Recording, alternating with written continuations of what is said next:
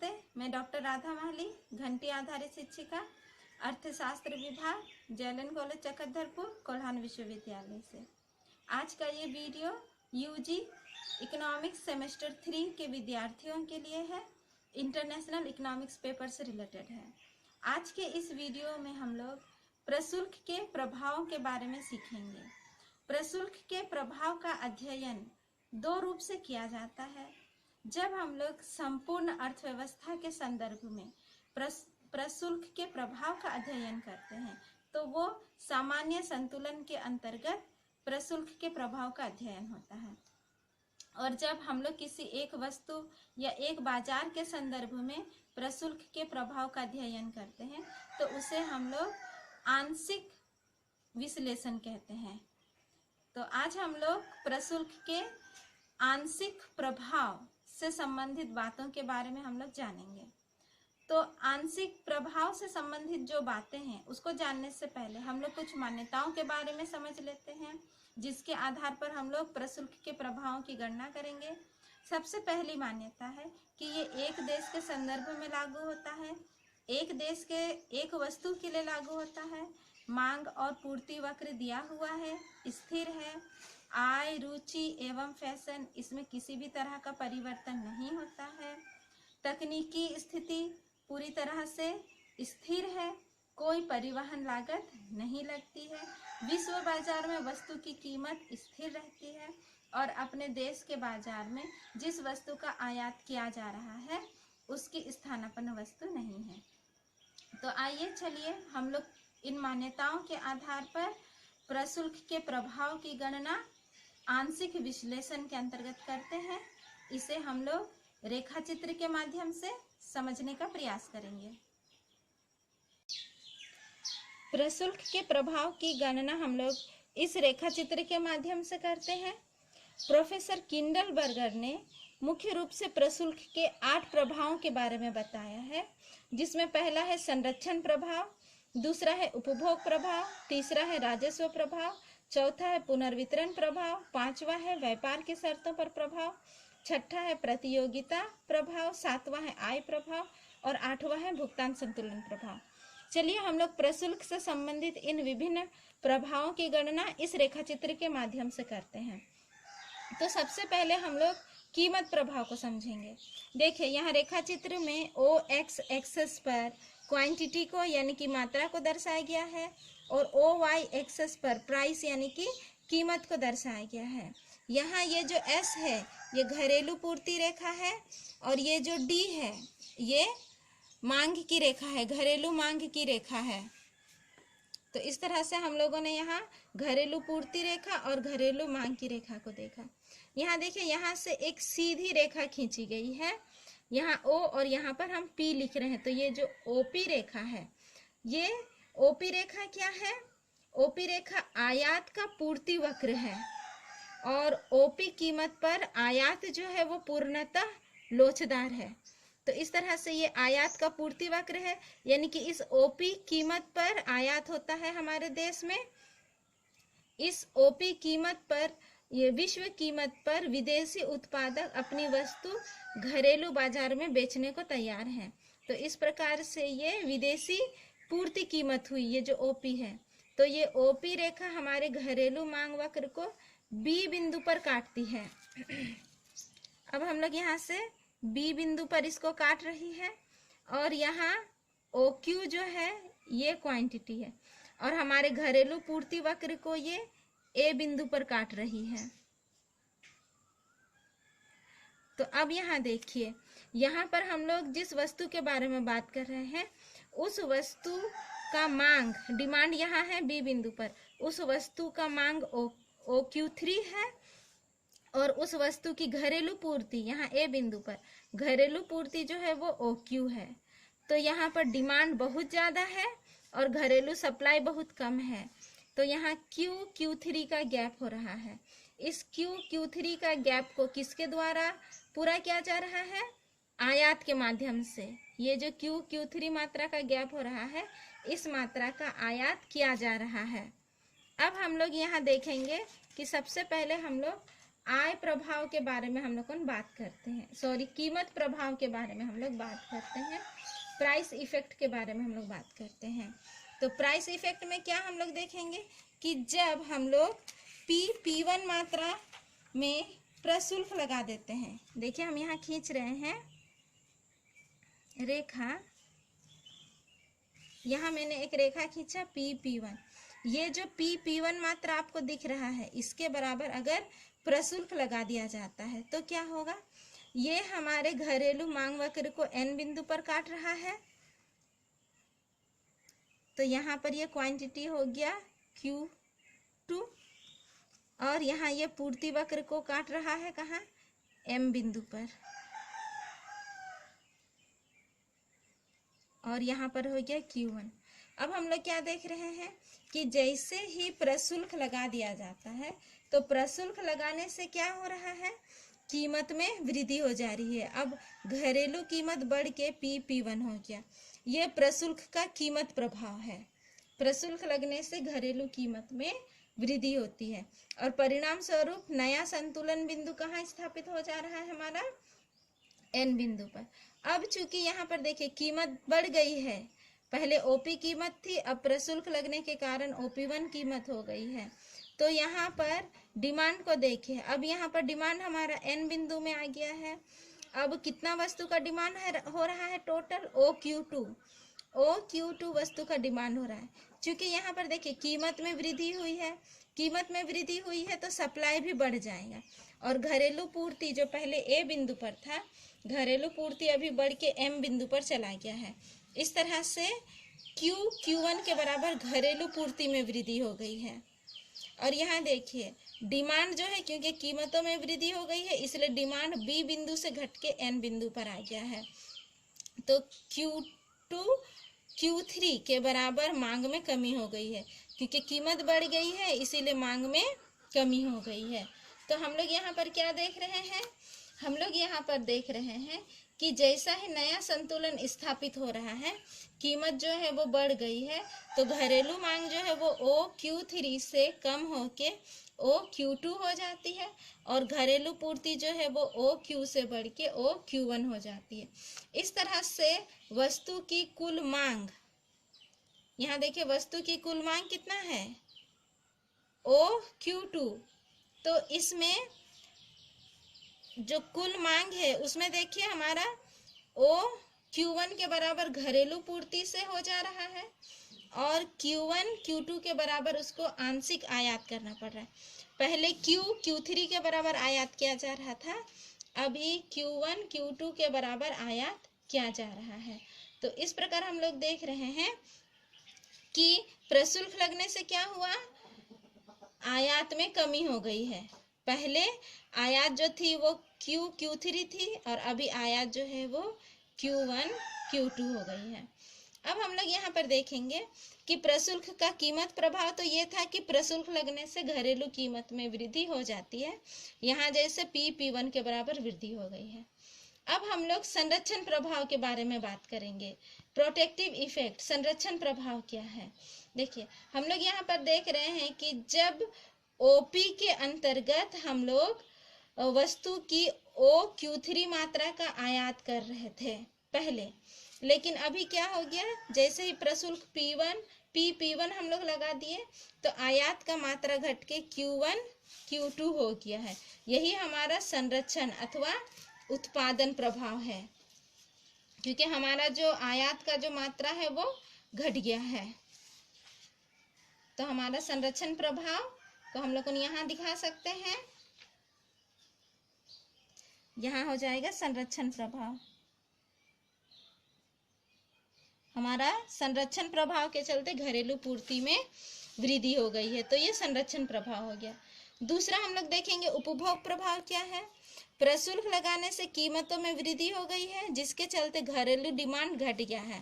पहले घरेलू डिमांड जो था वो OQ3 था और अभी वो घट के कितना हो गया है, OQ2 हो गया है। तो इस तरह Q3 से ये Q2 हो गया है, तो ये हो गया उपभोग प्रभाव। उपभोग में कमी हो गई है, प्रशुल्क लगाने से कीमत बढ़ गया है और कीमत बढ़ जाने से उपभोग में कमी हो गई है। तो ये हो गया उपभोग प्रभाव। अब हम लोग इसका राजस्व प्रभाव देखेंगे। रेवेन्यू इफेक्ट क्या है? रेवेन्यू इफेक्ट क्या है? अब सरकार जब P1 के बराबर P1 के बराबर प्रशुल्क लगा रही है और आयात का मात्रा कितना है? Q1 Q2, तो ये आयात का मात्रा है। तो यहाँ पर राजस्व प्रभाव क्या हो जाएगा? हमारा राजस्व प्रभाव, यहाँ हम स्मॉल a स्मॉल b लिख देंगे। तो ये जो पूरा एरिया है ये राजस्व प्रभाव हो जाएगा। इसमें हम लोग P1 कीमत जो है उसको हम लोग क्वांटिटी, आयात की जाने वाली क्वांटिटी Q1 और Q2 के साथ में हम लोग गुना कर दे रहे हैं। तो MABN ये हो गया हमारा राजस्व प्रभाव हो गया। अब हम लोग देखेंगे पुनर्वितरण प्रभाव के बारे में। पुनर्वितरण प्रभाव किसको प्राप्त होता है? उत्पादकों को। जब प्रशुल्क लगाया जाता है, प्रशुल्क लगाने से कीमतों में वृद्धि होती है तो उत्पादकों को लाभ मिलता है। तो ये जो उत्पादकों को जो लाभ मिलता है यही पुनर्वितरण प्रभाव है। तो हम लोग यहाँ पर देखिए, इसको हम लोग पुनर्वितरण प्रभाव देख सकते हैं, ये वाला है। यहाँ हम लिख दे रहे हैं पुनर्वितरण प्रभाव, यानी कि P1MA, ये जो एरिया आपको दिख रहा है ये एरिया जो है ये पुनर्वितरण प्रभाव को दर्शा रहा है, जो मुख्य रूप से उत्पादक वर्ग को मिलता है। अब हम लोग देखेंगे तो इस तरह हम लोगों ने यहाँ पर देखा है कि कीमत प्रभाव क्या है, संरक्षण प्रभाव क्या है, उपभोग प्रभाव क्या है, राजस्व प्रभाव क्या है और पुनर्वितरण प्रभाव क्या है। अब हम लोग यहाँ भुगतान संतुलन पर इसके पड़ने वाले प्रभाव को देखेंगे। देखिए, सिंपल सा बात है, जब इसमें हम लोगों ने यानी कि देश ने प्रशुल्क नहीं लगाया था तो उस समय कितना क्वांटिटी का आयात हो रहा था?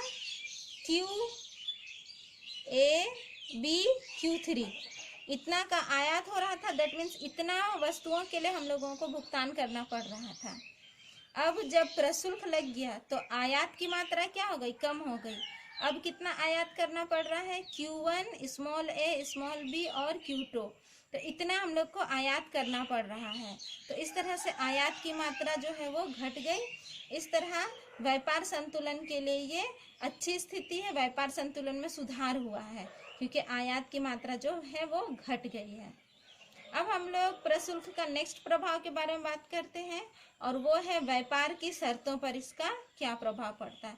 चलिए हम लोग दूसरा डायग्राम से व्यापार की शर्तों पर इसके प्रभाव के बारे में बात करते हैं। यहाँ देखिए, यहाँ पर मैंने दो देश लिया हुआ है, ये है इंग्लैंड और जर्मनी। इंग्लैंड जो है ये निर्यात करता है और जर्मनी जो है ये आयात करता है।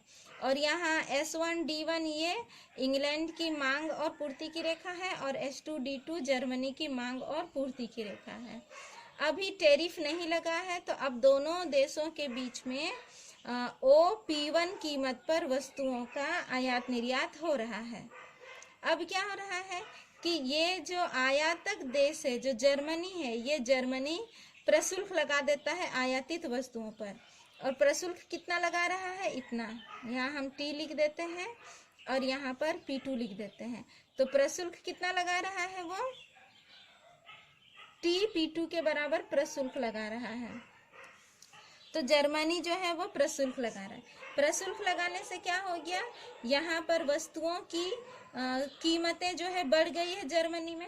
जब जर्मनी में इन वस्तुओं की कीमतें बढ़ गई है तब क्या होगा? इन वस्तुओं की मांग जर्मनी में घट जाएगी।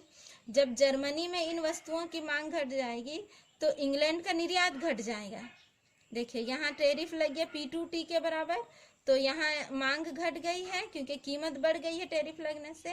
तो इसका नतीजा क्या हुआ? इंग्लैंड में निर्यात जो है वो कम हो गया है और इंग्लैंड में कीमत कम हो गई। देखिए, पहले OP1 कीमत था और अभी उसका कीमत घट के OP हो गया है।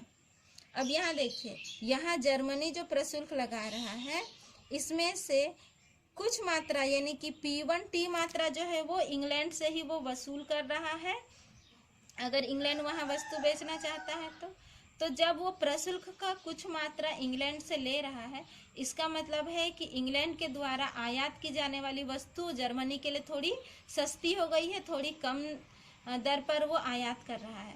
तो इस प्रकार हम लोग देखते हैं कि व्यापार की शर्तों पर प्रशुल्क का क्या प्रभाव पड़ता है। जो आयातक देश है, आयातक देश अगर प्रशुल्क लगाते हैं तो इससे आयातक देश को बेनिफिट होता है और निर्यातक देश को जो है वो लॉस होता है। तो इस प्रकार हम लोगों ने देखा कि व्यापार की शर्तों पर प्रशुल्क का क्या प्रभाव पड़ता है। आपको यह ध्यान में रखना है कि यदि निर्यातकर्ता देश में पूर्ति अगर बहुत बेलोच होगी और आयातकर्ता देश में मांग बहुत लोचदार होगी तो प्रशुल्क लगने से आयात में बहुत परिवर्तन नहीं होगा, क्योंकि वो बहुत सस्ते दामों पर उपलब्ध हो जाएंगी। लेकिन यदि निर्यातकर्ता देश का पूर्ति वक्र पूर्ण लोचदार होगा तो प्रशुल्क से व्यापार की शर्तों में कोई सुधार नहीं होगा। तो इस तरह हम लोगों ने प्रशुल्क का प्रभाव देखा व्यापार की शर्तों के अंतर्गत। इसके बाद नेक्स्ट जो है वो है आपका प्रतियोगिता प्रभाव। प्रतियोगिता प्रभाव क्या बताता है?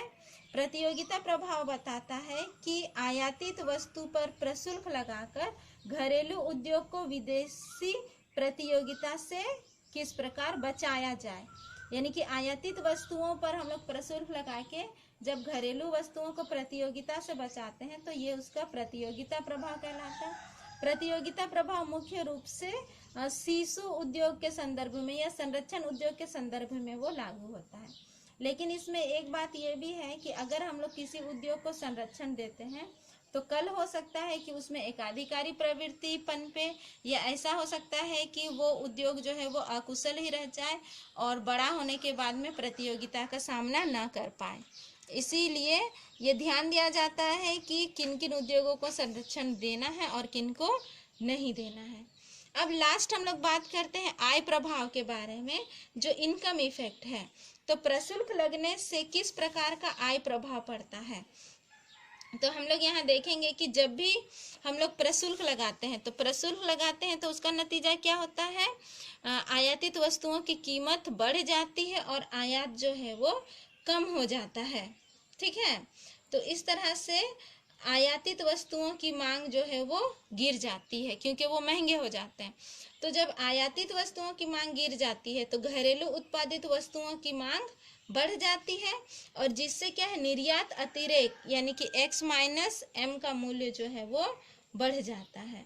अब हम लोग देखेंगे कि किस तरह से प्रशुल्क लगने से जो है घरेलू आय पर या रोजगार पर क्या असर पड़ता है। यहाँ देखिए, इस रेखा चित्र में हम लोग देख रहे हैं कि यहाँ पर AD जो है ये हमारा समस्त मांग वक्र है जो C plus I plus G और प्लस x माइनस M को इंडिकेट कर रहा है। अब हम लोग यहाँ देख रहे हैं कि जब प्रशुल्क लगता है तो उस समय क्या होता है, कीमतें बढ़ जाती है और आयात की मात्रा कम हो जाती है।